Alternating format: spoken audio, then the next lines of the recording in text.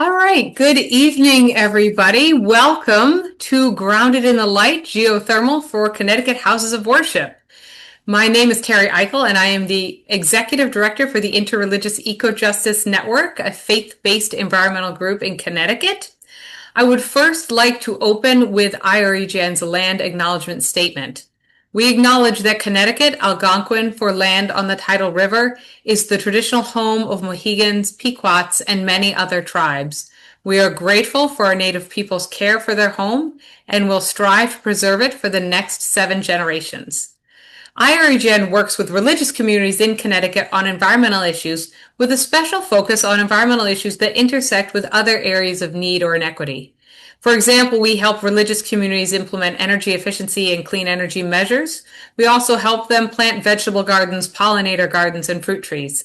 And finally, we help with advocacy efforts in support of strong environmental policy. We have some upcoming events.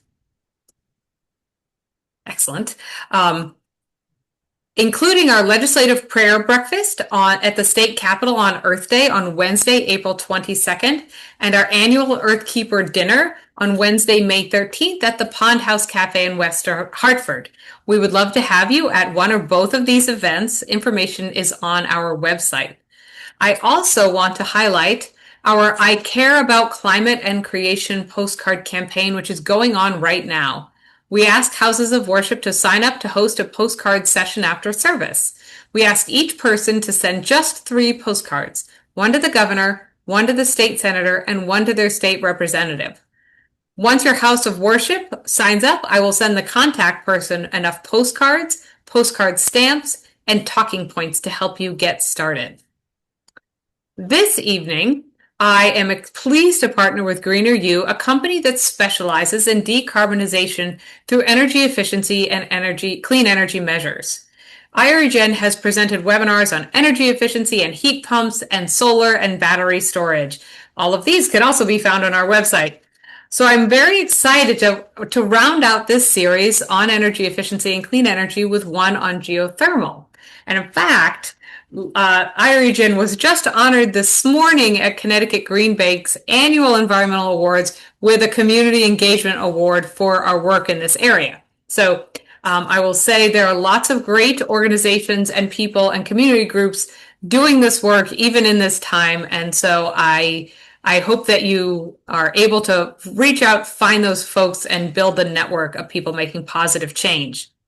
So this evening, we will hear from Rob Durning, GreenerU's CEO, who will go over some of the myths surrounding geothermal and sort of unpack exactly what it is. Then we'll get to hear about 2 successful geothermal projects at houses of worship. Mark Lency will tell us about the project of Wellesley Village Church in Massachusetts, and Steve Hall will tell us about the project at Round Hill Community Church in Connecticut. After the presentations, we will have a moderated Q&A, so please put your questions in the chat or the Q&A. And so now I will hand it over to Rob. Thank you so much, Rob. Thanks so much, Terry. You get this screen pulled up.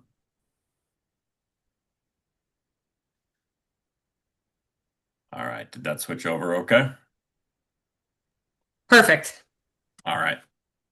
Hi, everybody. As Terry said, I'm Rob Durning. I'm the CEO of GreenerU. Welcome to tonight's session on geothermal retrofits. Just to give you a little bit of a primer on who we are, GreenerU is a 17-year-old design-build firm based in Massachusetts. And over those 17 years, we've helped our customers plan for, engineer, and construct their energy efficiency and decarbonization goals for their existing buildings. The type of solutions that we're helping them develop and implement run the gamut from the low-hanging fruit, lighting and controls improvements, envelope improvements, all the way up through the stickier problems like converting an existing gas-fired or oil-fired burner to some sort of heat pump and sometimes geothermal. The 2 photos you see up on the screen here are 2 churches that we've helped go to geothermal here. The first you'll hear from a little bit later, Mark Lency, Wellesley Village Church. We started drilling that test well the day after Christmas, so we've got this nice holiday-themed photo here. And the second is a church outside of Philadelphia. We have just drilled their test well, and we should be entering into construction there this spring for expected completion for their heating season this fall.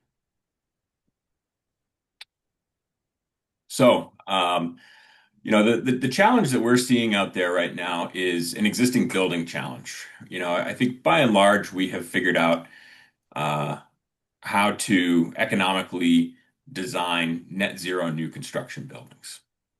But 2050 is the year most people use when we talk about our climate goals, and 80% of the buildings that are going to exist in 2050 are today. So this isn't something that we can build new construction our way out of the problem. We need to figure out a way to convert these buildings that already exist, most of which are still relying on some sort of fossil fuel heat, to convert their heating systems to something that could be powered by renewable energy. And right now is the perfect time to be thinking about that as systems reach end of life, because if you buy into another fossil fuel system, you're tying yourself into another 20 or 30 years of that fossil fuel system, which is going to be right up against that 2050 goal. So that's why owners are looking at this now, right? These owners that we're talking to, some of which you may be in this group, they're looking at some subset or maybe all five of these factors in considering why to convert to either, some sort of air source heat pump or geothermal heat pump, or replacing kind, whatever they've got there now. They've got a failing end of life boiler system. For the last two or three cycles dating back, 30, 40, 60 years, the modus operandi was my boiler's getting close to the end or it's already failed. I call up my mechanical contractor. He brings out the most recent version. Maybe it's a step up in efficiency. He plugs it in and we keep going. Now I've got a suite of technologies in front of me getting pitched by a variety of different vendors saying, you should go this way, you should go that way. The engineer's telling me this, my contractor's telling me that. I called up five different people. They gave me five different quotes. I don't know how to compare them. Right? They're facing that challenge. They're also concerned about the unpredictability of utility costs. They like the idea of electrifying, but they may have heard stories about it not working in cold weather, or being very inefficient in cold weather, and their electricity bills spiking in the winter. They may be dealing with comfort or resiliency challenges. They may say, I don't have cooling in my sanctuary, and if I'm going to be taking on this big project, I want to expand where I'm cooling. I might have other places that are drafty or stuffy. How do I fix that? They may be feeling regulatory pressures. Places like Boston and New York City already have regulations that are forcing buildings of a certain size to decarbonize their operational emissions over time. So they may be thinking ahead to that and some of the compliance penalties that they may pay if they don't decarbonize now. And then some of them just want to realize their own stewardship, environmental stewardship goals. They may have said, as a organization, as an institution, we set these goals, we need to realize them. And all five of those may be playing a role. So it makes for a very challenging conversation. And we could sit here all night and talk about how to do it. I'm not going to say that it's an easy problem to tackle, but what I'm hoping to do here tonight is just quickly run through five myths that we're hearing from clients as we're talking to them, that hopefully will give you a little bit more clarity if you're in this boat. So the five myths that we're seeing: geothermal is too expensive. The ground around here isn't warm enough. You need a lot of open land to do geothermal. You have to rip out your whole existing heating system. It's going to cause a lot of disruption. And that the incentives went away. That's what we're hearing from customers as we're talking to them. So to tackle those, geothermal is too expensive. Usually what this line is given to us after they've had a high-level conversation with an engineer who said, the cost to go to geothermal is more than twice as expensive as an air source heat pump project. You don't want to even look at that. Okay. Well, you're talking about one number, which is usually a very high-level number given at a feasibility stage or even earlier. And that is true. You'll see here, this is a real-world example where the gross project cost is more than twice as expensive as the air source plus natural gas backup. But what they don't look at are the utility incentives and the existing tax credits that still exist that were enabled through the IRA. And when you look at things like that, you can even get that net first cost down to something on par with or even less than the uh, the air source plus natural gas system.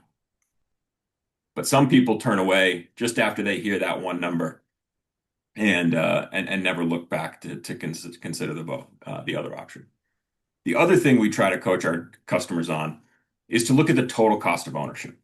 Yes, investing in a system like geothermal is an investment. It is a serious system that is going to have long-term impacts. And if you're going to take an investment in that type of system, you should be looking at the total cost of ownership. Now, what does that mean? What are your total energy costs going to be over time? A geothermal system can be 2 to 3 times as efficient as an air source system. How long are these pieces of equipment going to last? A geothermal loop underground could last 50 to 100 years. These are well-designed systems, undisturbed. They're going to last. You're also moving maybe outdoor compressors for air source systems into a water source heat pump that's going to sit in a basement. A compressor and a fan outside is going to have a lot shorter life cycle than a moving piece of equipment down in a basement. What are your other O&M and major maintenance pieces? How many different air source heat pumps do you need to put on your roof or outside where you're going to be multiplying the number of pieces of equipment that you need to maintain over that lifetime?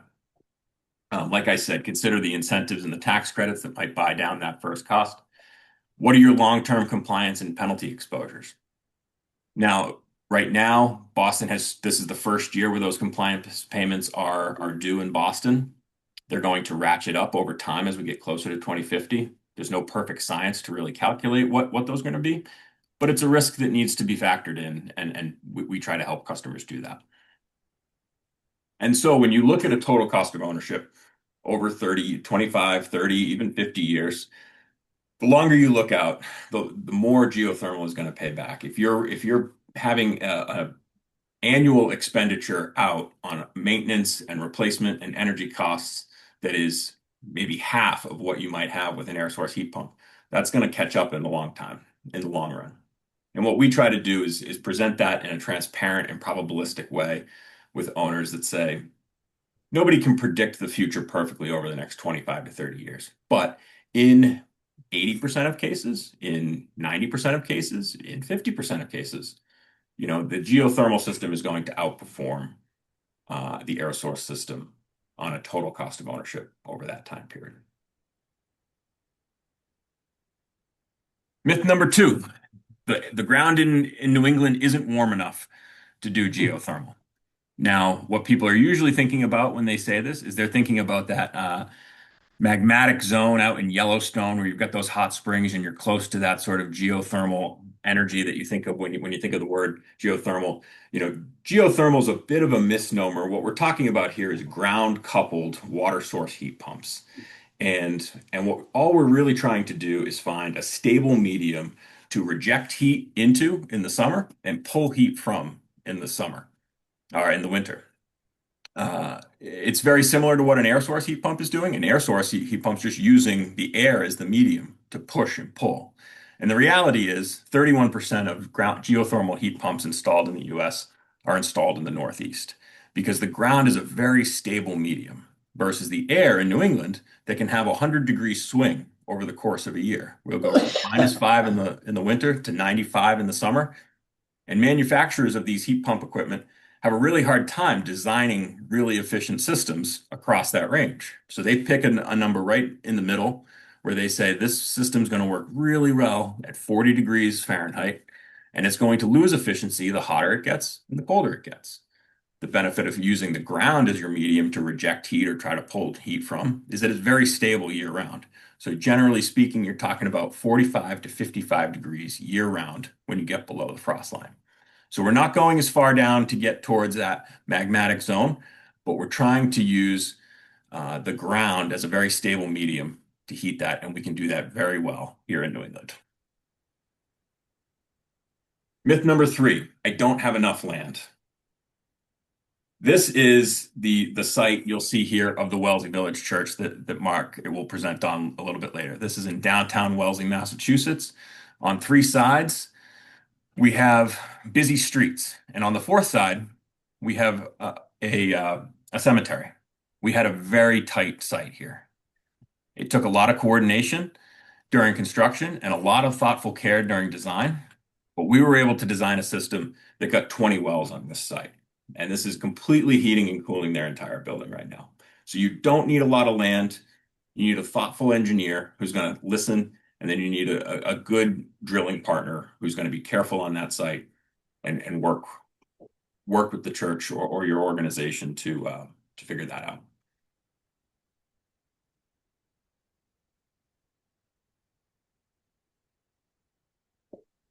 Myth number four, disruption. I have to rip out my entire heating system. This one is, it depends. The reality is many retrofits can reuse some existing infrastructure. Depending on how your engineer thinks about it, you might be able to reuse your hot water piping, your coils, your baseboard radiation, and some of your ducts. If you can do that, you can lower construction costs significantly and cause less disruption in your occupied spaces as you're doing this retrofit. But the reality is, it depends. How old of a system are you talking about? Are you talking about 60-year-old unit ventilators that bang on and off and are noisy and rattle all the time? Maybe we don't want to have those in there. What's the condition of those pieces of equipment? What are your heating and cooling needs? Let's have, talk to your partners about, what you need, what you're experiencing now, your challenges, what you're willing to live with or live without as you're designing this system. And then think about where heating could be shifted to. If you're reusing some of your existing ducts or coils and you're using a lower temperature heat coming from that heat pump, you're going to derate those pieces of equipment compared to what they were doing before. They're going to be able to do less because they've got a cooler medium running through them. So we need to find a way to make up that heat somewhere else. Can we shift that to another piece of equipment and upsize a coil somewhere else? It might not be as disruptive elsewhere. But the bottom line is, find a partner who listens. There are going to be people who come in and say, this is what you want to do, and they put blinders on, and that's what they know how to do. If that's what you're faced with, maybe have a call around and ask, see if there's other people who could give you a second or third opinion on what the reality is there. And then have honest conversations with that partner about what your heating and cooling needs are. Myth number five, the incentives have gone away. The reality is, in 2025, the bill that passed did have a lot of impacts on the IRA and the clean energy tax credits. Solar was impacted, and residential geothermal, those tax incentives did go away. But commercial tax incentives and the direct pay provision, which allows nonprofits who don't have a tax liability, those remain intact through 2032. So that's a 30% tax credit for geothermal systems installed between now and 2032. And if you design the system with domestic content in the equipment that you're using, you can get another 10%. So up to 40% of the total project costs related to the geothermal conversion can be covered through the tax credits. And that's before you start talking about utility incentives that may exist. All right. So that's a really quick run through from me on the myths that we're hearing from customers. Hopefully this helped clear up some confusions that you might have. The bottom line for us is start with the building, not the technology. Understand what your building needs. Understand the envelope. Understand where you can reduce and employ energy efficiency techniques to reduce the load. Establish shared goals with your partner on how your design build partner or your engineering partner on how you're going to design this, the heating and cooling needs that you need within your building. And then within your community, what are the goals of your community in this type of conversion that you're going to take on? Are you willing to invest in that type of geothermal system? Study realistic options and compare them fairly. Don't just look at that first gross cost and throw out options that might be feasible for you based on, bad data. And then make informed, transparent and honest and informed decisions with your stakeholders. And that wraps it up for me. And I believe I am passing it over to Mark. think maybe we had Steve next. Oh, Steve. Sorry. All right. Oh, am I? Wait a minute. Go ahead. You're Oh, right. Okay. I thought it was Mark. That's okay. Okay. Steve, are you ready to We can do go? Mark. We can do Mark. Sorry. Yeah, I gotta call myself up here, I guess. Yeah. Now, Just why don't you go ahead? while Mark, Steve is doing that, I wanted to say the incentives are really impressive in Rob's presentation, both the federal and what he was showing with the mass saves with the utilities from Massachusetts. Just for everyone who might be from Connecticut, the commercial ground source heat pump incentive is up to $4,000 per ton for incentives. I don't know if that's on track with the mass save incentive, if that's similar, but I know it's pretty substantial here in Connecticut.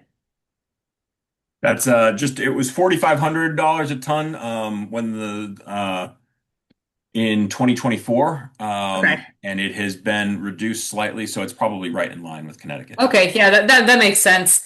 And the Connecticut Green Bank is a great resource for folks in Connecticut looking to find financing for projects like this. So, all right. So, Steve, is Steve going now? Or is it Mark? Who do we have? All It's right, supposed to be Steve, but if you're not ready, I can go. Steve, you're muted. There you go. How about that? All right, perfect. Okay, good. Well, what Robert just outlined was just fantastic because it pretty much mirrored what we did here for the Round Hill Community Church in Greenwich. And I'll just say that they came to me. I kind of have a local reputation for being Mr. Green, and they asked me if I could help them. And their primary objective was to decarbonize. That was their primary objective. And so I said, well, let's do a little bit better than decarbonizing. Let's take a look at various heat pump systems. And I went to the Green Bank, and they have contractors that they have qualified. And I was assigned a particular contractor, and we started working away, looking at the building and coming up with a solution. But then I said, no, I really want another option as well. And so I really had to kind of maneuver with the Green Bank and with Eversource. They came up with a lovely firm that really helped us out a lot. And I ended up with two quotes. One was air source heat pump, and one was ground source. And oddly enough, the ground source heat pump came in less expensive than the air source. And of course, I was personally aware from my past history and work that it's a really more efficient and much better system. So I was really delighted that it actually came in at a lower cost. Now, in our case, the engineering was done within each firm to come up with their own particular solution. And we did take advantage of the incentives of the IRA, and we took advantage of the incentives from Eversource, which were, I think, about I forget what I think it was around was it as much as $6,000 a ton. In any case, the incentives absorbed about 60% of our capital cost, which really made this great. There was another advantage we had in this particular case of this particular facility because they had already installed and had working a 54 kW solar system. And I noted that they were selling it back at the grand total of about 6 cents a kilowatt hour. And I said, I think I can use that solar a little more efficiently with the running the geothermal system. So that's what we've done. So it really worked out to be a great advantage to them. I don't know that we've really worked out any paybacks. I don't think that was a huge factor in their decision in any case, but I do think it is working very well. We had two options. One was a full geothermal system with no backup, and one was with backup. We chose the one with backup, and it was a good thing we did in this past winter because of the extreme cold that we had. But it did continue to operate very, very efficiently. Um, I think you have some pictures there for me, Yes, and I you do. can, I will share it right now. yeah, share the first one would be the one with the drilling, the trenching for the geothermal. There we go. There we go. So what we ended up with design-wise was we needed 12 wells at 500 feet each. There was a local firm here in, at least they operate, I think, throughout Connecticut called uh, Dandelion, and they were subcontracted to my contractor, geothermal contractor. And we put in 12 wells of 500 feet each. And this was done in 1 week, little over a week. We put in 12 wells. And you can show the next slide that shows it all complete. And this was over a very small area, as we just heard, that can be done. So that was a completed drilling operation there. And in our case, repeating again what Robert was talking about, the mechanical configurations were all done in the basement, pretty much with existing piping and work. Um, we did have 10 Mitsubishis for classrooms that we converted actually to accept a water system. And if you can show what is it, what, yeah, they were just finishing up the all the connections in the basement. And what else can I say about this? Everybody's very happy about it. We completed this project. It took a bit of time to get it all organized and bid out and so forth. So it was overall the project was about 12 months, but the actual construction was 2.5 months. So, it was very, very quick, very easy. I really love the contractor that we selected. He worked very well with us, and I'd be very tempted to use him again, on other projects. Let's see, what else can I say? Yep. Um, I really can't say much more. I mean, open to any other questions that might come up, but that was really um, that was our project. That's great. I know Pastor Ed Horstman has always been a really big proponent of this, and Round Hill Community Church has been a big leader in Connecticut on all of these climate action, environmental initiatives. So thank you so much, Steve, for presenting on the project. Mark, are you ready to go? Yes, I am. Awesome. Great. Thank you so much. Let me go to the sharing mode here.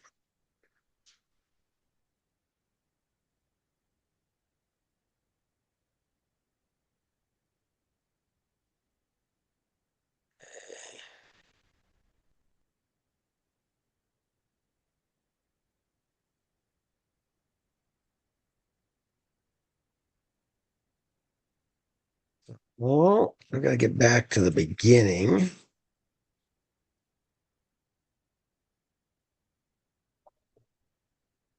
All right. So I'm representing the Wellesley Village Church. I'm one of the two co-chairs of the project. One of us, me, was more on the technical side. The other, my partner is, um, had been a moderator of the church and she did most of the interfacing with helping guide all the work going on in parallel with the members of the congregation and the staff. So that's how we organized the project.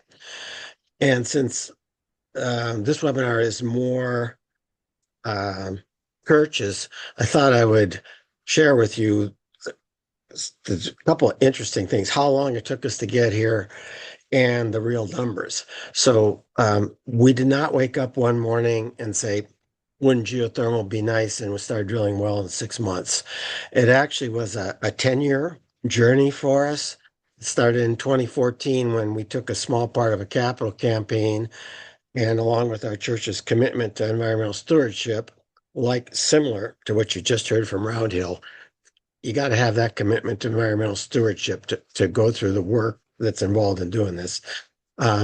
We took steps between 2014 and 2021 to seal the building envelope. That's windows, partially did our lighting. We put up a solar array. We had to modify the existing HVAC ductwork, like we didn't have air conditioning extended to all of the spaces. We did that kind of all those pre-steps, and we did that within that $400,000 budget. Then about 2022, we were at the point of, okay, our HVAC system is at the end of its useful life, which we knew was coming. The committee, and greening committee, was in favor of geothermal, and we did with, as Rob described, with oil, natural gas, air source heat pumps. People will come in and just give you oh, yeah, I know, 55,000 square foot building, it's going to be X. We really did get people seriously bidding like that. I mean, very serious contractors without even maybe one walkthrough for an hour. With geothermal, you can't do that. It's got to be really engineered. As Rob said, you're going to go into an existing building. How's it heated now? We were bin tube radiators, and which was providing more than half of our heating to our rooms, and then forced hot air and partial air conditioning doing the rest. Well, that all changes with geothermal, how much that can reuse and so forth. So to get an even reasonably accurate number, we invested an initial $70,000 in 2022 to come up with the HVAC design that could be compared to oil, natural gas, and air source heat pumps. That got us to 22-23, which is what are our options? And it was exactly the scenario. I mean, I could use the words right out of Rob's mouth there. It came in fact, the numbers he showed you, that 4.6 versus 2.6, oh, it's twice as much. Those are our numbers, actually our real numbers. And so you tend to say, oh, that'll never work. And that's where you got to get into a couple of things happen. First of all, 2022, just as we were doing this, the Inflation Reduction Act came in and put these big federal incentives in. Game changer, right? So at the end of 2023, by the end of 2023, we had all these proposals. We had oil, natural gas as sort of drop in, and air source heat pumps. And we determined, and at this point, GreenerU was engaged fully in this with us. They did not do the initial $70,000 design. They were one of several contractors bidding. They're the only one that bid all the options. We had other contractors build, nobody else bid geothermal, but others bid air source heat pump, bid oil, bid natural gas. And we were looking at these bids and the margins that the contractors put into them. And the congregation, although geothermal is not new, was nervous about proceeding into a contract that had margins to make up for potential changes that might have to be made because the firms hadn't been able to do enough design engineering. So at that point, we made a very, very strategic decision, which turned out to be just a godsend, which is we decided to put another $120,000 with GreenerU to take the geothermal designs from about the 15% to about the 30% level, such that GreenerU would be comfortable bidding a fixed price contract. Without that, even with the numbers you're going to see, and even with the congregation's commitment to environmental stewardship, the fixed price contract was probably one of the three key elements that made our congregation decide to do it. And you need a bunch to get there. You need a firm like GreenerU that's really going to work with you to do it. And then you're going to need to put some money in up front because you're not going to get a good design that you can bid on and get the prices down where they can be fixed price without investing up front. So that's one big recommendation we would drop on people going forward. Hill background, we're larger than the round hill. We're 55,000 square feet. We were our HVAC was 30 years old with two oil-fired boilers that were more on the order of 40 to 45 years old. It looked kind of like the boiler room of the Titanic down there. With 7 rooftop units to push air down into 7 zones. I talked about it was high radiator in that. And what we came up with, and this slide is gold because you're not going to find a lot of other places that actually compared these numbers. And you'll notice the top line numbers are the 2 that Rob showed you. These are the real numbers. This is the slide we actually went to the congregation with to get the vote. And you can see 4.6, almost 4.7 million for geothermal, 2.1 for heat pumps or natural gas, air source heat pumps. We built in contingency fees, which were a percentage of the total price. And you can see what the game changer is here. First of all, the mass save rebates, which we've already received this check. We got it at Christmas. It was a very Merry Christmas at our church, 675,000. And we are about to submit our tax return, first ever tax return, to file for these IRA rebates. And this $1.9 million that's it's 1.9 million. That is just the 40% of this. We're actually filing for more than that because all of the project costs, our costs in shutting down the building, our costs in restoration, we had some unforeseen problems. We had a leak in the roof that had to be repaired that added to the project. So our claim is about a little over $2 million that we're going to get back against the project, which brings the nets down to almost a wash. And then what happened to us, the difference is about the amount of interest that we're going to have to pay with geothermal to have a bridging loan to get over the year to year and a half, because you had to build it before you can claim it, to cover that 1.8 million or almost 2 million now. Well, it turns out we overachieved on our capital campaign. Money came in faster than we thought. We did not need that $240,000. So in the end, they are the same. Now that fact, the geothermal, heat pump, air source heat pumps, and natural gas are all a wash.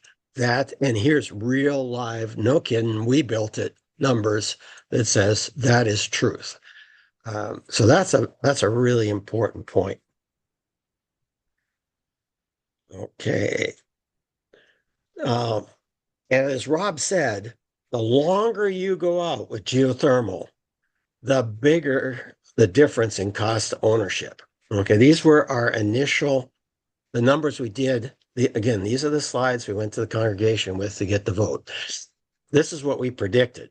Same capital costs, but the further you go out, the more, where you're going to replace a geothermal, maybe the rooftop units or the heat pumps, not the wells. Every 35 years, you're going to be 25 with air source heat pumps or natural gas that are going to be in a much more rigor. As Rob said, you got like electrical components up on your roof, air conditioning compressors, all that stuff. And that's conservative. Replacement costs are less. And this is what we came out with utilities. And that turned out to be, we overestimated the cost of geothermal utility, the electricity that we were going to use. I can't say for sure what our annual cost has been, but based on the first 4.5 months through this very cold winter, we're running about just under 30% electricity than we had last year with oil-fired boilers. That surprised us. We thought we were going to be 30% over, we're 30% under the cost of oil-fired electricity, boilers and fans and everything you need to run. And so we went back and looked at it, and it's what Rob said about the efficiency. These heat pumps are running, since you only have to deal with a 10-degree band, they are really efficient. And that's living proof right there on that. So what we've got is we're not claiming net zero. It is net zero on site, and there would clearly have no emissions on site anymore. But we are using electricity off the grid that is not all green. If the grid goes green, then obviously this geothermal goes to zero here on that. The other thing we learned is, for those of you who can say air source heat pumps, our well field, and I'll get to it in a minute, is almost 6 miles of piping underground to do this heat sink, right? 18 850-foot wells. Well, on air source heat pumps, you're going to have to get that same amount of energy out of the air. So you know how big your air conditioner is on your house. Scale it up to a 55,000 square foot building. The answer is you're going to have 4 or 5 units that are between 12 and 18 feet high to do your air conditioning. And you've probably seen them in malls and stuff, when off in a fenced-in area somewhere on the ground or up on the roof. They're really big. Well, it turns out on our church, our roof couldn't support these units. They're too heavy, too big, and you have to have wind load and everything else up there. And we had no ground footprint to do it.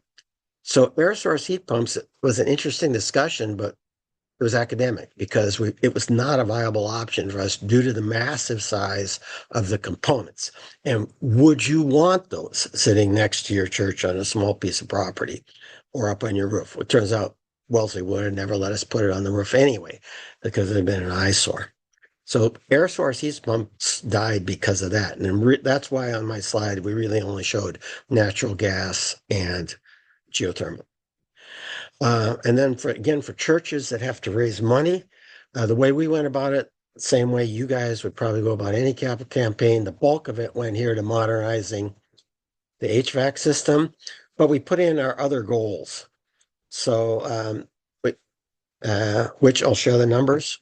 We needed to raise about $3 million for the HVAC. We raised $4 to handle these other things. We put up a solar array at another church. We actually own 2 church buildings, created an endowment for our youth ministry, their property reserve. And then our church is committed. If we raise money, we give a certain percent out to the community, and that's the projects. And that's what that is.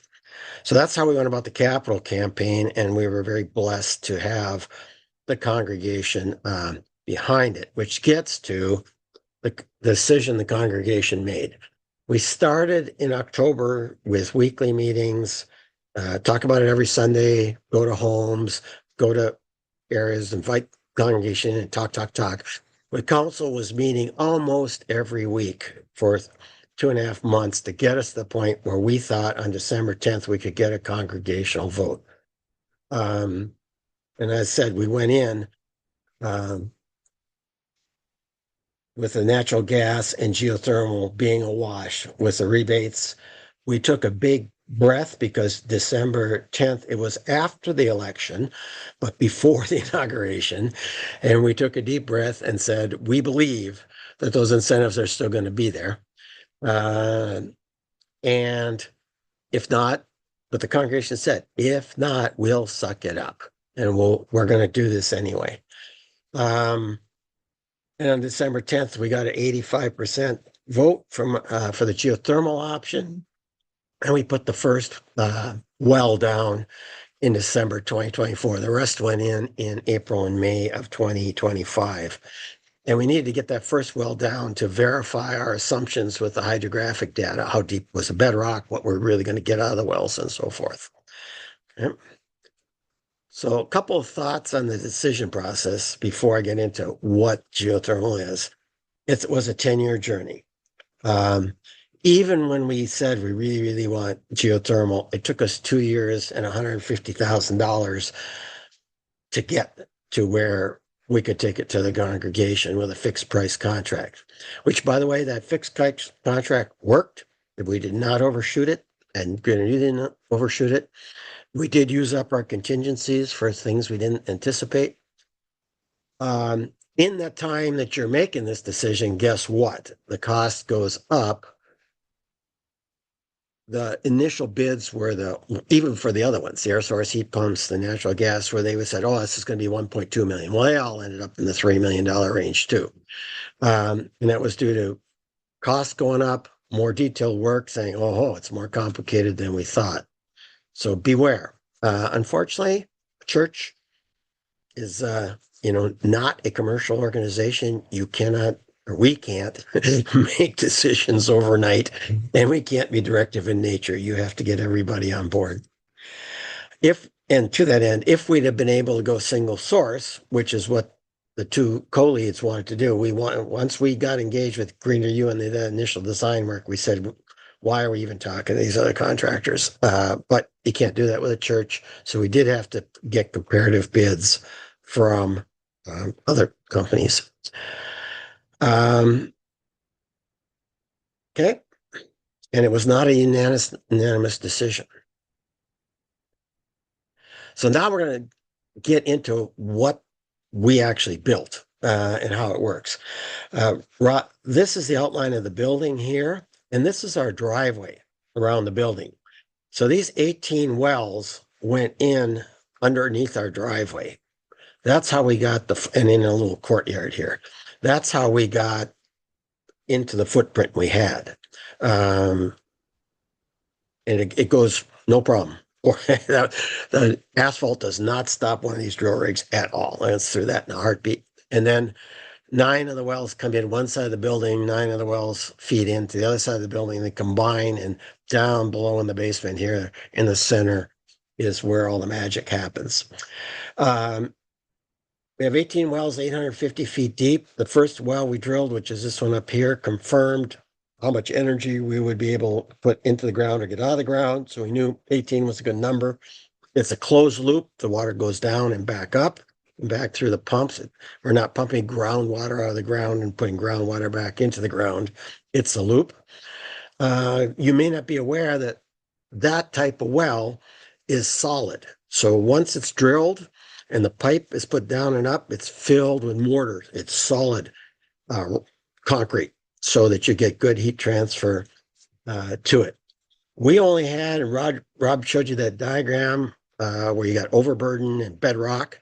Obviously, in this kind of well, you want to get the bedrock as fast as you can because you don't get much heat transfer in the overburden. We knew what we had there because there had been other wells drilled for water, and the city tracks that in our region, right in our immediate area. We knew we'd be close. So we only had 25 feet of overburden, leaving 825 feet of each well in bedrock. That adds up, believe it or not, to over 6 miles of piping underground in this field. To give you an idea what it takes. So that's the well. Now I'm going to do a real quick basic because nobody talked about it here, and I want to make sure you understand how these things work on the heating, cooling, and mixed mode that we use. So in the heating mode, here's on this side over here are the 18 wells. So we have cool water, in our case, cool water coming up out of the ground, going to the heat pumps and being heated. And it goes to 1 or 2 loops. One loop goes to our baseboard radiators. So that's always hot water if you're in the heating mode. And the other loop goes up to the roof. And in the heating mode, that's obviously we're sending hot water up to the cooling coils, or the heating coils, which then send warm air down to our rooms. In the summer, this is a dual temperature loop. In the cooling mode, this will convert and the heat pumps will send or the wells go directly to the roof with cold water, and then cool air goes to the roof. So that's how the heating mode works. Cooling mode, this is another piece of efficiency we forgot about and why we're going to be even more efficient this summer. And that's that in the summer, you're going to take cold water out of the ground and the heat pumps don't run at all. They just pumping cold water up to the roof, cools the air, goes down to the rooms. That's it. You know, 2 pumps and a fan, 2 fans. So minimal electricity. So again, our electrical estimates where we thought we were going to use more electricity than we were using before were wrong. This is another reason we're using less. So our most economical mode of operating this is the cooling mode. Believe it or not, air conditioning is almost free. Free, not meaning, although if the technical term is free cooling, it's also economically almost free. The heat pumps can be kicked in if at the end of the summer we've heated up the ground out here and the water has heated up. We've yet to see that in the heating. And then there's this very interesting mixed mode. So our building is oriented with our walls north, exactly like a compass, north, east, south, and west. So in the spring, our north wall of the building is a big 2-story, all these offices and classrooms, is cold because it's on the north side. The south side is being heated by the sun at a low angle. Well, the heat goes back, and there's no point in pumping it back to the ground, cooling it down, coming back and heating it up again. We just send it directly over to the other side of the building. You're actually moving the heat from the south side and then heating the north side, and the reverse in the fall. Pretty cool. Okay, at this point, I was going to show you on a diagram how this looks with the building management system, but it turns out I changed my mind here, and what we're going to do is I'm going to take you live to our church. This is now a live screenshot of our, and not screenshot, it's the live sharing of the operation of our geothermal system. And what you can do here is, I said the system, remember, has air handlers up on the roof and heat pumps down in the basement. So you can get a quick overview up here, and you can see right now we're heating our water at about 92 degrees. We can heat it up to 110, but the building doesn't need it in right now. And I'll just tell you a little bit about operating this.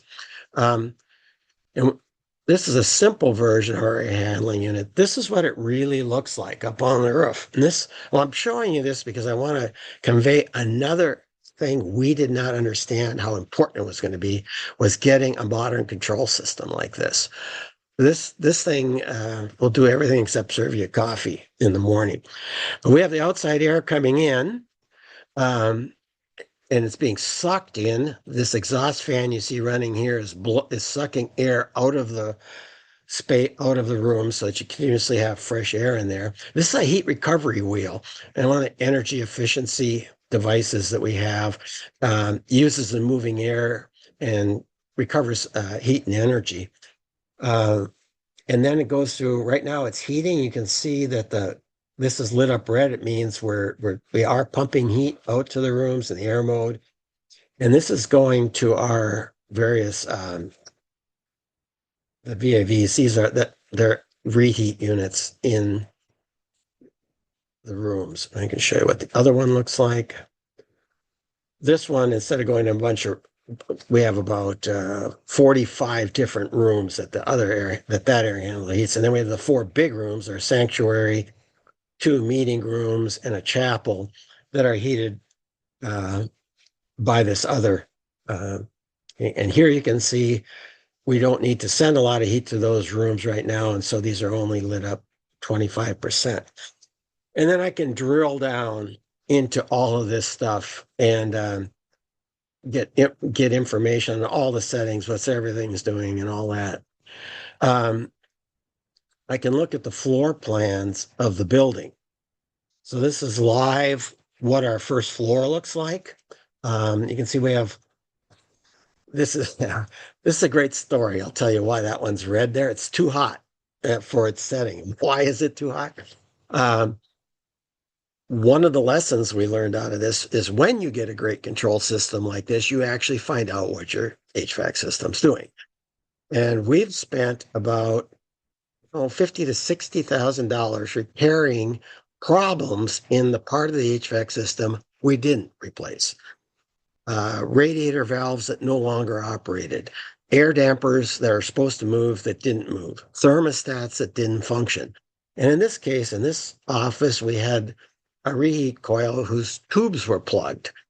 And so it wasn't heating up enough. So we went in there just 2 days ago, cleaned those tubes, but because of the balance we had set up when it was plugged, now it's too hot. So we're going to have to go in. Imagine a garden hose from your house. We have over 200 air diffusers out to our various rooms, each of which can be adjusted. So if you change one, imagine changing one garden hose trying to balance the flow on the other 199. That's what it's like. So it's taken us almost 3 months of tweaking, grooming, fixing stuff that's busted to get to where we are today, to where this thing's operating in a nice balanced mode. But it's a great tool because like these problems went undetected for 10 to 15 years because we didn't have the technology or wherewithal to understand if it's working right or not. This kind of system will do this for you. And then finally, of course, the heart of the system are heat pumps. I'll give you the advanced view. So there was also a question, do we heat the building just with geothermal? Yes, there is no backup. There are 3 cabinets with a total of two heat pumps in each for 6 big heat pumps.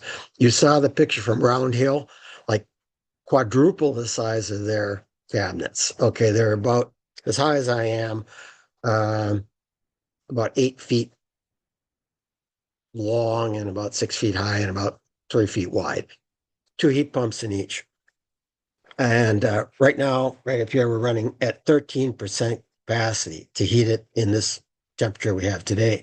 And you can see here's from the ground, and the water is coming out of the ground at right about 49, 48 degrees, okay?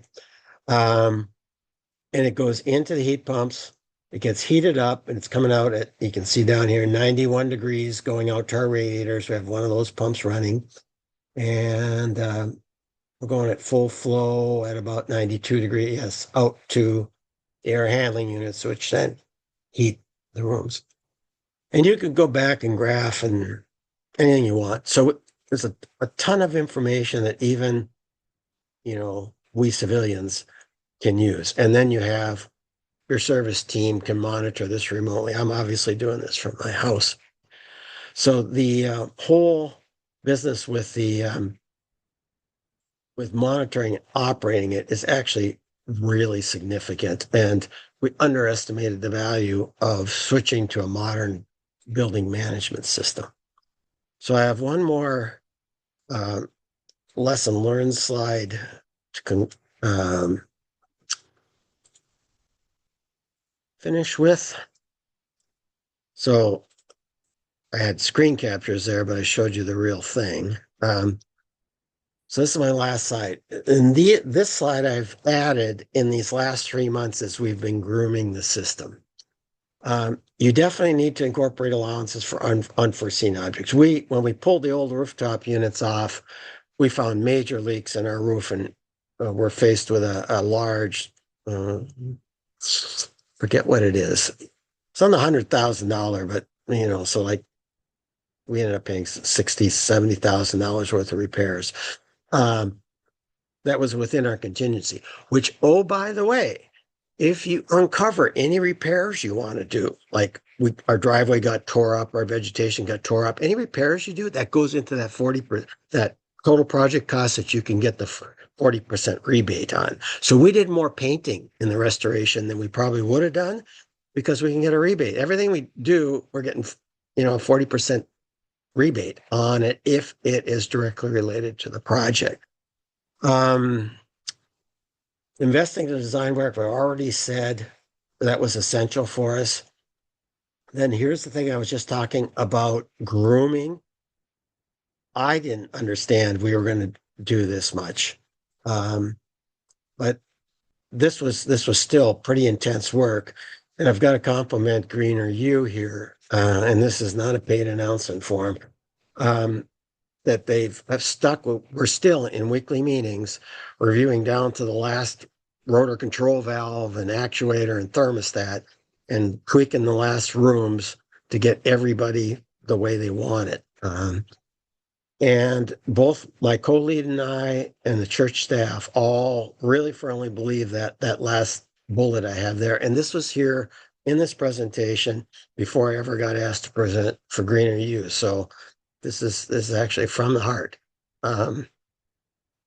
Best single decision we made was to pick GreenerU, hands down. I'm a captain of a nuclear submarine, right? I can do big. I understand technology. I've done massive projects. I've never had a vendor partner ever work with me as well as GreenerU. So, okay. So subject to any questions, that's actually, remember that heat pump I talked about? This is the covers off of the cabinet, looking at one of the two units in one of our cabinets.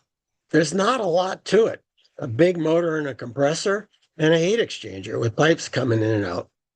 That's it, folks. It's a refrigeration cycle. There's no magic here. This is our old boilers. Well drilling, you can see we're drilling right through what's there. That's the cemetery over there. Biggest mobile crane I've ever seen right there, lifting one of our two air handling units up over our 180-foot steeple over onto the roof. That was impressive. Neighborhood kids and me. This is a 10-year-old boy's dream, watching that thing happen. So if you want to see any of this and you go to this website, every week during the construction, we shot a video showing you in excruciating detail what is well drilling like. Why do they have this cap here? What's this up here? Digging the holes, trenching, putting in the piping. So if you want to see what it takes to build it, there's a week-by-week video on that website right there that'll show you what it took to do this on our site. And that's it. Awesome. That's amazing. Thank you so much, Mark. That's great. I've found that anyone who has done a big project like that is like so unbelievably enthusiastic about talking about it. So your enthusiasm is great. So Craig, I'm gonna, I know I can see we've got some questions in the chat and the Q&A. So I'm gonna, I'll let you take the lead on moderating the Q&A. So Sure, I mean, we can definitely tag team it, but it looks like the For sure. first question in was from Eric Stam. Does geothermal work with a forced air system, and how does it heat 52-degree air coming up from the ground? Anyone excited to respond to that? I think we've can got at least tackle three that people who one. can handle that one. Yeah, Rob. Sure. So it's just to clarify, the medium being pumped through the ground is water. So we're transferring heat via water into the ground and back up through the ground. The ground itself is the bedrock. That's 52 degrees. And then we're using refrigeration cycles to either cool or heat that water up to or down to the temperature that we want it to be. So we use the compressors within those heat pumps to raise that, say, 52-degree water that's coming from the ground up to 110 or 120 degrees. And then we're transferring that to a coil up in an air handler, which would then be, the forced hot air would be blowing across that coil, across that 120-degree coil, and delivering, heating temperatures for your space. So yes, it does work with forced hot air systems, and it's using refrigeration cycles to turn 52-degree water into something that you can heat with. Mark or Steve, anything to add there? No, that says it. I'm sorry, I maybe should have been clear about that. The air, all those drawings I showed you, all of that was water, and I just kind of put a big blue arrow that said from the rooftop units, it's either hot or cold air, depending if you're heating or cooling.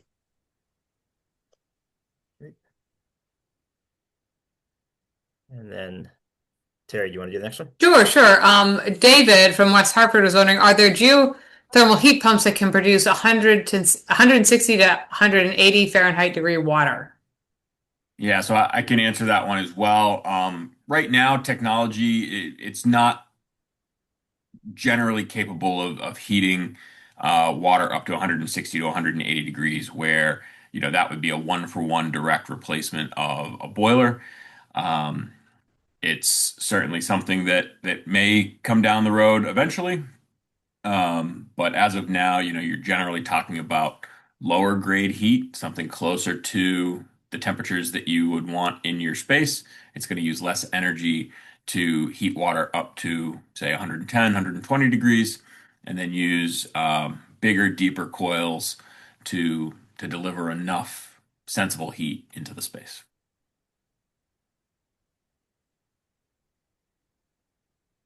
Yep. Anyone want to add to that? Great. Bettina asked how you financed it. I think the question may have been originally to Steve, but I think probably hearing from both churches how they finance the projects would be great. I can Mark, start. do you want to go first this year? Yep. Yeah, we our plan was to look at our various um, reserves and endowments and funds that the church had and see how much uh, we could take a loan from our own without tapping longer investments that should rightly stay longer term. And we came up with a number that said we were going to still have to borrow about 1.8 million on the commercial market out of the 4.6 that we had to come up with. That was our initial plan. So loan it to ourselves at market rates. And then when we got to our capacity of doing that, go to commercials. And that was the interest line I showed you in that slide. But because we had more money come in faster than we thought, we never had to go to the commercial markets. We stayed 100% loaning the money to ourselves. Of course, we're obviously extremely fortunate to be in a position to do that. Steve, do you want to unmute yourself and sure?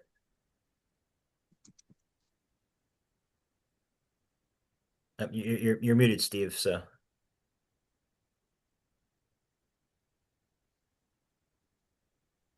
Steve, you're muted. We can't hear you.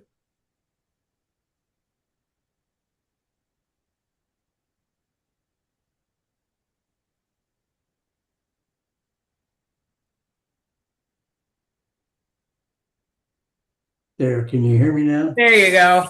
Yep. Sorry. The church itself had its own resources to finance. We needed some additional financing. I pointed them to several options, and they worked it out with their own banking relationships. So next question is, what impact do those ground source wells have on groundwater quality and drinking water, particularly if the site is supplied by well water? I can't, well, I can theoretically tell you, and then I can tell you our actual. We had all 18 wells were dry wells, right, solid into bedrock, no water in them. So no impact on the groundwater because it wasn't there. But theoretically, you shouldn't have any impact on it because remember, these wells won't be filled with water. They're going to be, they're just a solid hole in the ground with hose in it that doesn't discharge or take water from the ground filled with concrete. So it's like drilling a hole in the ground and filling it back up with concrete has that effect. if you are in an area, we did go look at one place where they're in a low lying area with deep water table. They have an open loop system where they suck groundwater out at cold temperatures and then pump it back into the ground. They don't loop it back like we do. They might, but again, you're not doing anything with the water. It's just going up, going through a heat exchanger and going back down. So it isn't like any emissions or leaks, or there's nothing to leak. You're just pumping water out of the ground into the ground.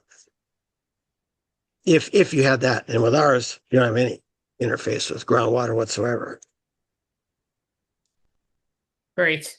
Anything to add? Yeah, no, just to I guess clarify that these are both I think Round Hill was as well, but closed loop systems. So you are sending water down and back up within a closed loop, and completely separated. Yes, that's what we did at Ground Hill as well. Great. David wanted to know if the slides will be sent to everyone. Yes, this recording will be up on our website with PDFs of the presentation, so you'll be able to find that hopefully by tomorrow. It always depends on how fast YouTube processes my videos, but that's my goal. Craig, you want to do the next question? Sure. So this is Friends of Silver Lake.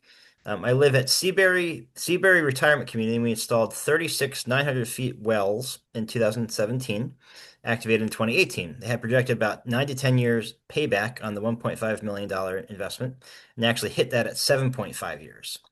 Do either of you have payback projections? We did not. We have total cost of ownership.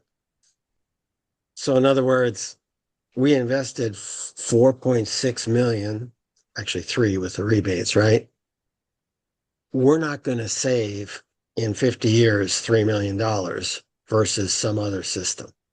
So I don't think you ever do. So we didn't really push it's not like solar panels, right? That you're easily going to pay for themselves. So we don't know that you'd ever get to complete payback. And rather we looked at total cost of ownership of the various options. Mm-hmm. Steve, do you know if there are payback projections? Although if oil prices continue to go like they are today, that might not be the case.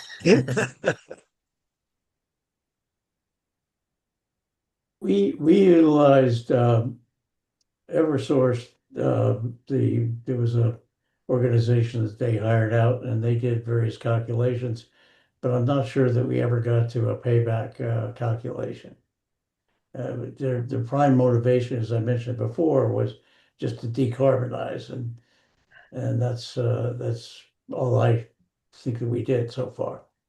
Yeah, one of the great things that I find working with houses of worship is, of course, they will always look at the bottom line and how do you finance things, but there is always a significant piece of the decision making that just comes down to this is the right thing to do and we want to try and do it. So obviously they try to make it work financially, but they're also, as people of faith, willing to,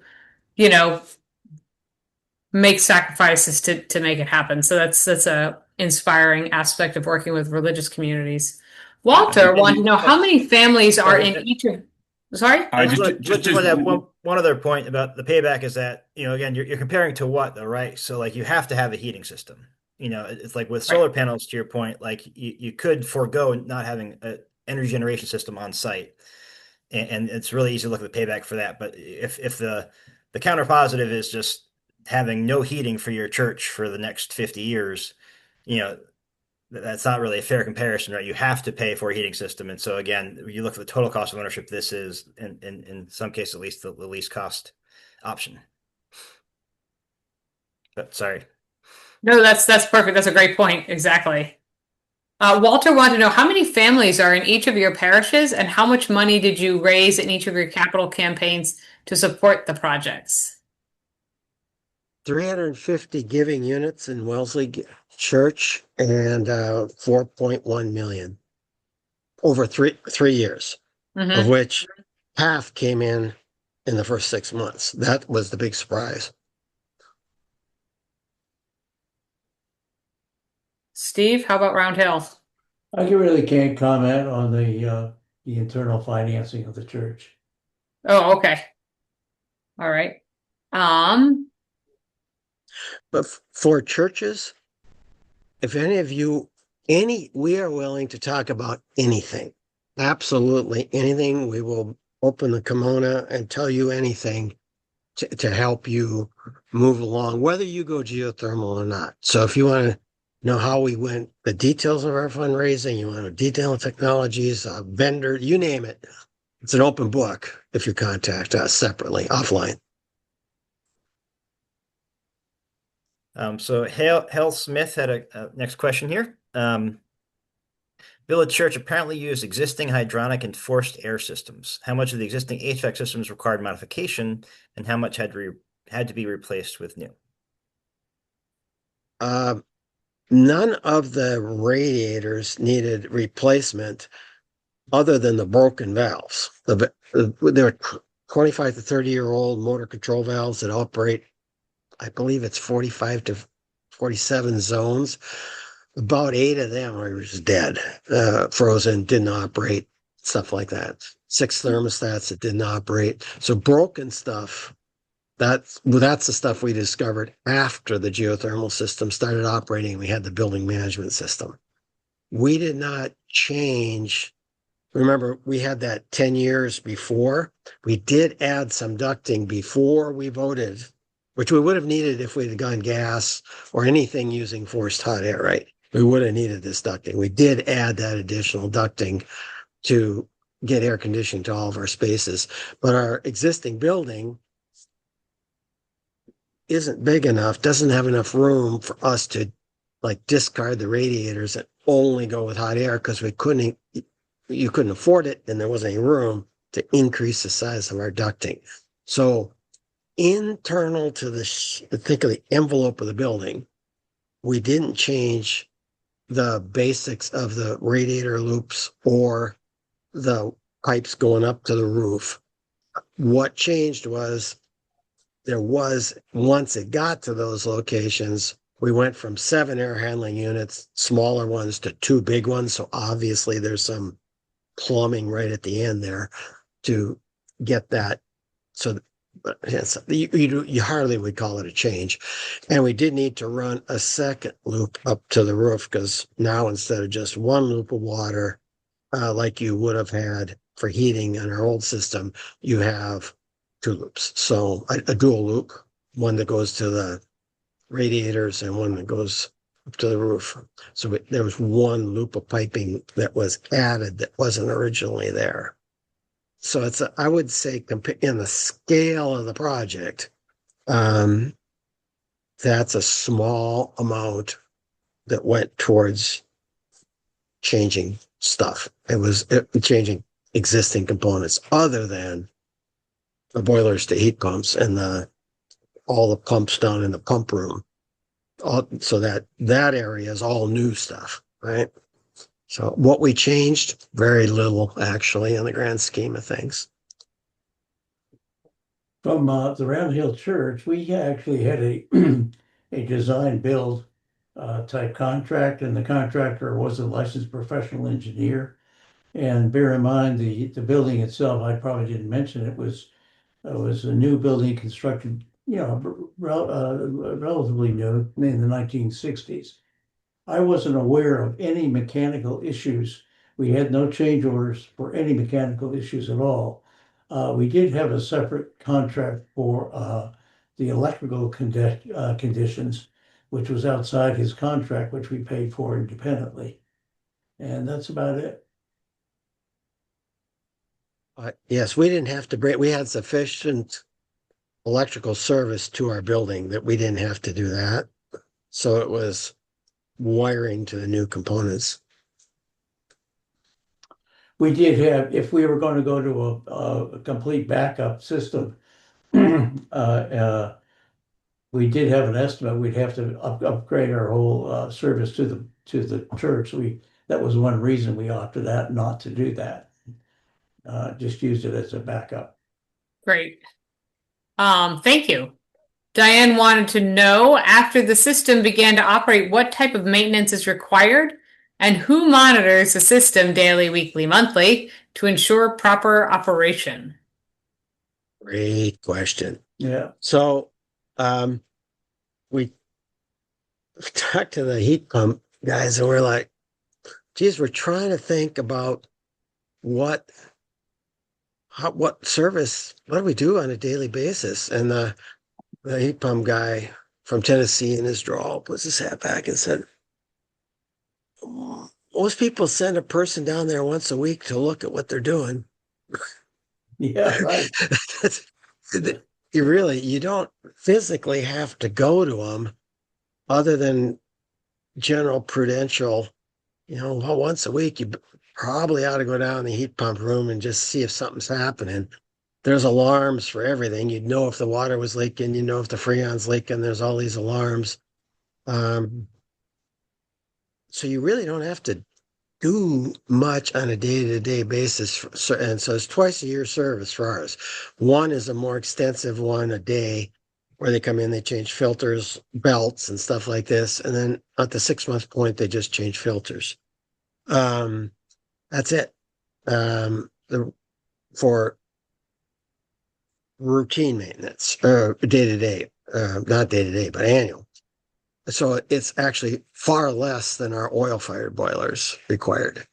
The day-to-day, what I just flipped you through on that screen, that has remote alarms. So, which is actually another big project we did to get them tailored, but they will notify us and the people that have our service contract if we have a major unit issue, not if like, hey, this pump's vibrating or something, but air handler's down, heat pump's down, and they'll notify us 24/7.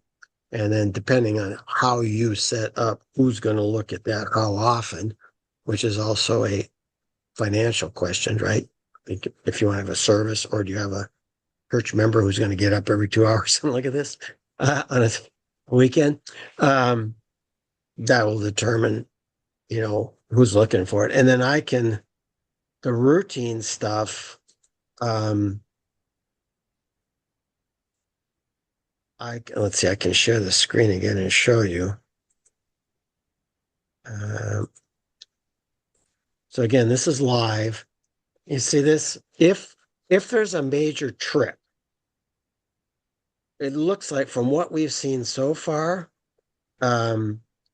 I can hit this button at home and clear anything except if it's a software problem. It's like, whoops, this pump didn't pick up in time and the unit thought there wasn't enough pump pressure, it shut itself down. Well, I can reset that with this right here.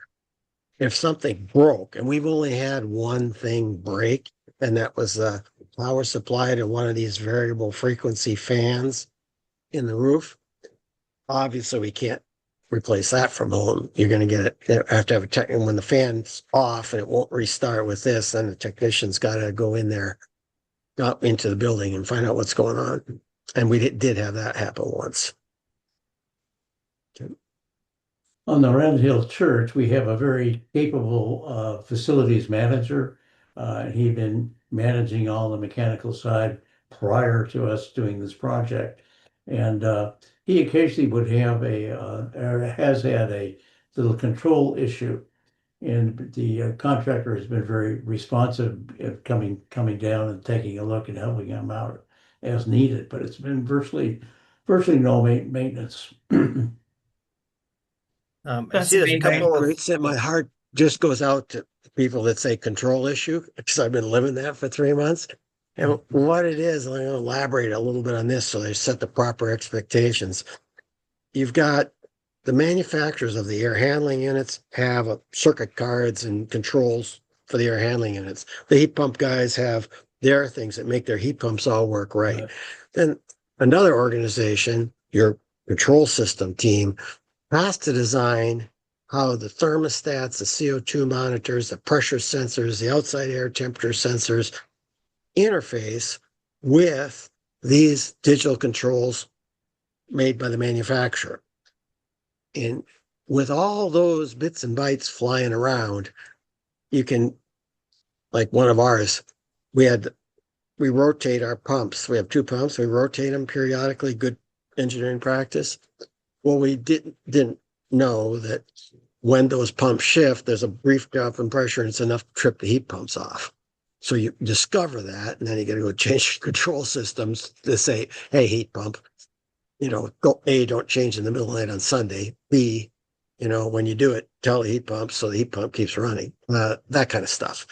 So that's these kind of control system stuff. Or you have a old component that doesn't work and you don't know why you're getting a weird signal. That it shakes out. But it's in retrospect, compared to our old, you have to write Fortran green screen control system that was useless for us, that we always had to pay to have anybody even look at. This is light years. This is not even the same world now. So there are a couple of questions in the chat I want to also get to before we close out here. One for GreenerU, our third-party owned geothermal heat pump. This is from Arthur Helmus. Geothermal heat pump systems available for nonprofit organizations that want to avoid capital expense. The answer is yes, and actually, historically, that was the only option. It's only more recently that nonprofits were able to own the systems themselves through this direct pay method because they didn't pay taxes, and so whichever entity owns the system is one that gets the tax credit. So a private third party can definitely own the system and get the tax credit and lease the equipment to you. And are there minimum size requirements? The answer is no.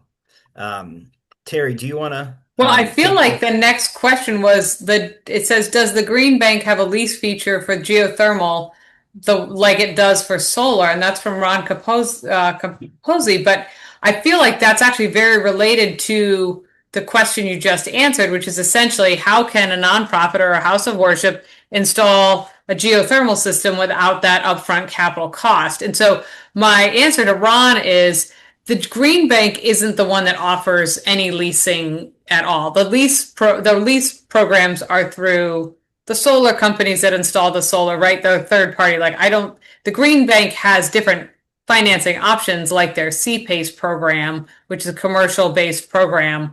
But I don't think they wouldn't manage the lease program. However, it sounds like something like that is available, which was actually news to me. So I've learned actually a lot on this. Geothermal is not something I know a tremendous amount about, but I didn't even realize this was a possibility. Craig, would you mind expanding a little bit on the third party option for geothermal? I realize we only have a few minutes left, but could you just sort of give the nuts and bolts of how that works? Yes. So, high level, again, you have a third party that puts up the capital to construct the system, to install the system. They then own that system and they charge you to use it. So you pay them, a monthly fee to use your heating system. And so that's how they make their money back. But again, it allows you to have that installed up front. They capture that tax credit in that first year after they pay their taxes. And then again, they monetize that over the next however many years. Now, obviously, they're going to charge interest on their purchase for you on the debt they're going into to construct that system. So you are going to be paying more per month than if you owned and operated it yourself. But it is a pathway to have that $0 down option if that's a direction you all want to go. Okay, yeah. So that's not exactly the way the power purchase agreements work for solar, but there's some similarity just in the fact that you don't have to have a huge amount of money up front. So that is something to consider. So I will definitely be sending out. So I'm going to send out all the information from all the speakers that you've heard from tonight. If you want to reach out to them, you certainly are going to be able to. I will have the recording up. Also, so Ron said he looked at the time for a third party, couldn't find one. You know what, Ron? Craig and I will follow up. Are you in Massachusetts or Connecticut? Oh, Ron is answering that. Connecticut. All right, Ron, I'm on it. I'll sort of look around and see what I can find out for you in terms of a third party, just for your knowledge going forward, even if you're not able to move forward at this time. But anyway, the recording will be online. The PDFs of the presentations will also be online. And any other closing thoughts, guys? I know we got 1 minute left. I want to thank all of our presenters for joining us tonight, and for Craig. Craig and I have been working on this now for a couple months to bring this to you, so it's been really great working with GreenerU, and it's really wonderful hearing about all the great work that is being done and around our region and around the country. Still, in light of changes at the federal level, there are still people doing really good work, so that's inspiring and encouraging. Thank you to everyone who joined us tonight. We got good representation from a lot of different houses of worship, which is always exciting, because it means that many different religious communities are looking into different clean energy modes. So you will be hearing from me very shortly with additional information. Anything else? Any other Q&A? Nope, just Walter wanted to know if you could do the build again, would you do anything differently?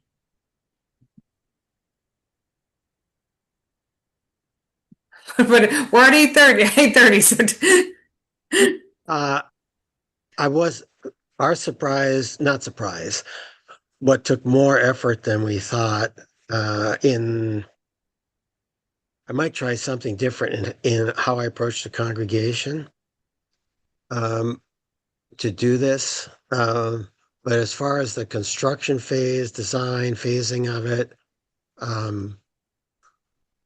no, I think I would be more prepared for this grooming phase than I was. I didn't realize we were going to turn up so many of our existing 25-year-old things that didn't work. I'd allow, a good 50 to 60 grand to tackle that stuff, and I'd allow the time. And I had to do a lot of being chief apology officer to the congregation when got a $4 million geothermal system and one room is ice cold and it happens to be the pastor's office. True story, because the thermostat was busted. We didn't know it, So I did a lot of that. I would have been more prepared and more proactive and tighter vendor organization, coordination meetings if I was to do it again. And so that would be after the geothermal lights off, getting it to in a complex building like ours to get every room to where everybody wants it. Steve, anything different? Not for me. I would be much more aggressive in talking about the financing up front. I know that Eversource has now hired this firm, Adobe Energy, to help us out in that regard. Good. Well, great. All right, everyone. Again, thank you so much. I appreciate all your time, your expertise. For the folks that joined us, thank you so much for giving up your Tuesday evening to be with us to learn more about geothermal. All right. Have a great night. Everybody.